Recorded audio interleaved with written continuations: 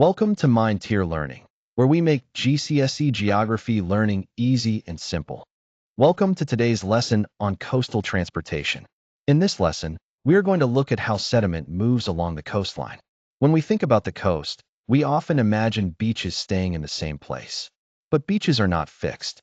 Sand, shingle, pebbles, and even larger rocks are constantly being moved by waves, tides, currents, and wind. This means the beach you visit today may not be exactly the same beach you see next year.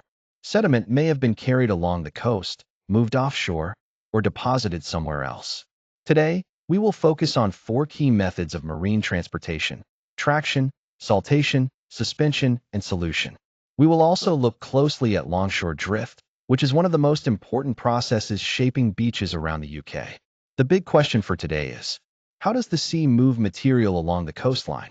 And why does that matter for coastal management? Let's begin with today's goals. We are exploring how sediment moves along our coastlines.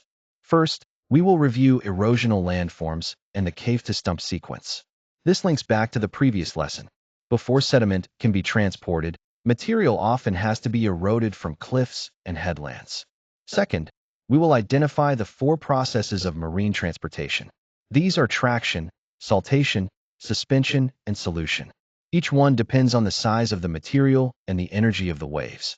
Third, we will explain how longshore drift reshapes beaches. Longshore drift moves sediment along the coast in a zigzag pattern.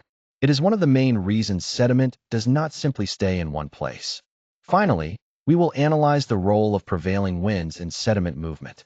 The direction of the wind affects the direction waves approach the beach, which then affects the direction sediment moves along the coastline. So by the end of the lesson, you should be able to explain not just how sediment moves, but why that movement matters. Before we go further, let's master the key vocabulary. The first term is traction. Traction is when large boulders or heavy material are rolled along the seabed by the force of the water. This usually needs high-energy waves because the material is heavy. The second term is saltation. Saltation is when small pebbles or stones are bounced along the seabed in a leapfrog motion. They are too heavy to float continuously, but light enough to be lifted and dropped by the water. The third term is suspension. Suspension is when fine material, such as silt and clay, is carried within the water. This can make seawater look cloudy or brown. The fourth term is longshore drift.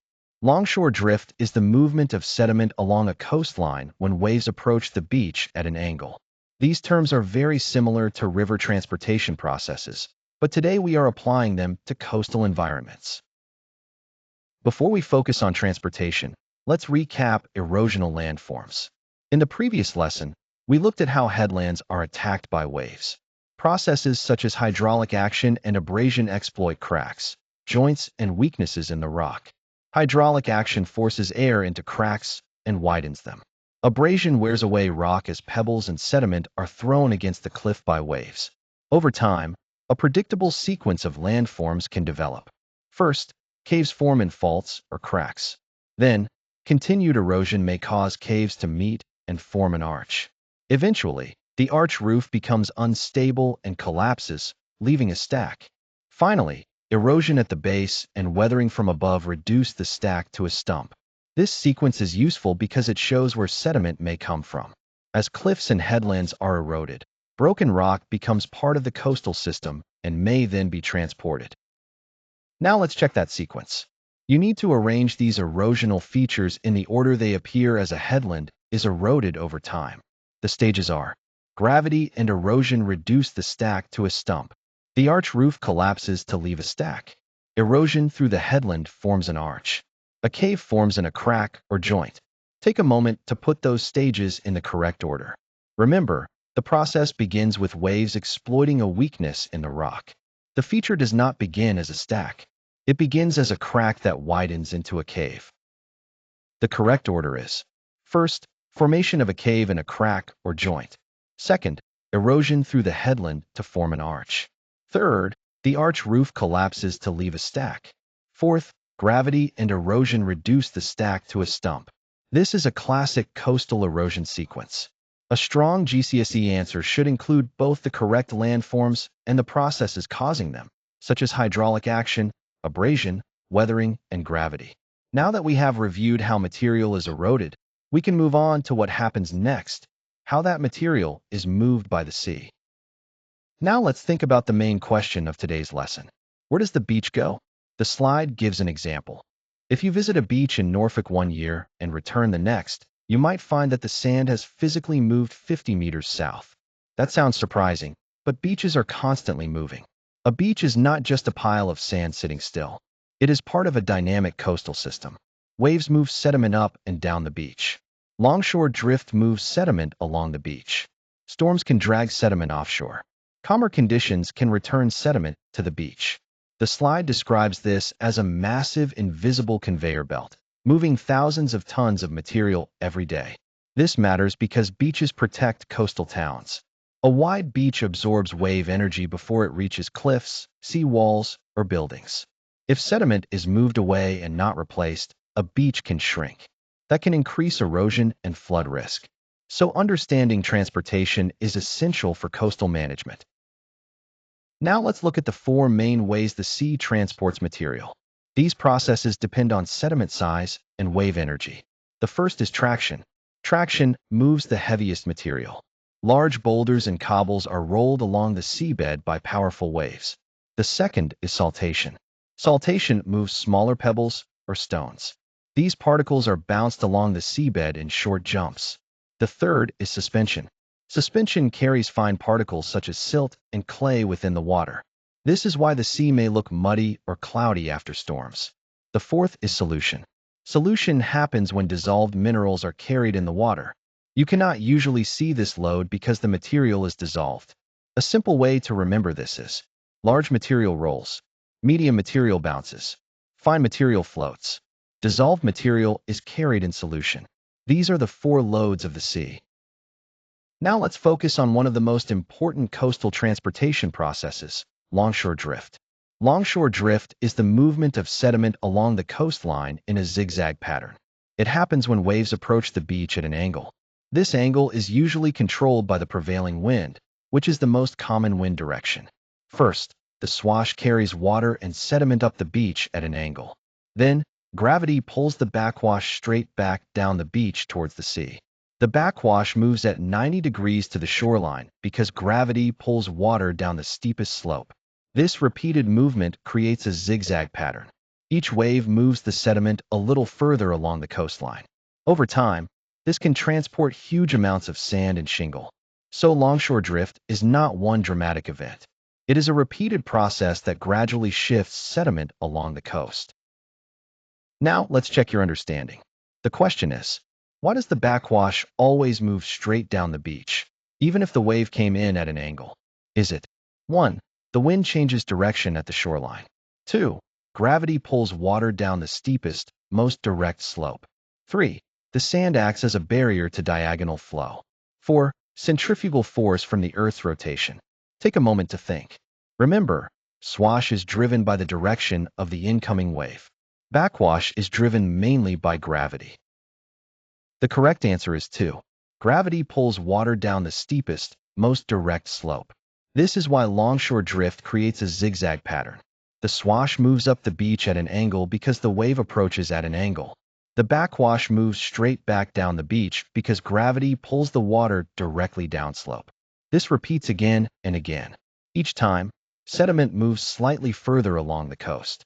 So if you are asked to explain longshore drift in an exam, remember to include prevailing wind.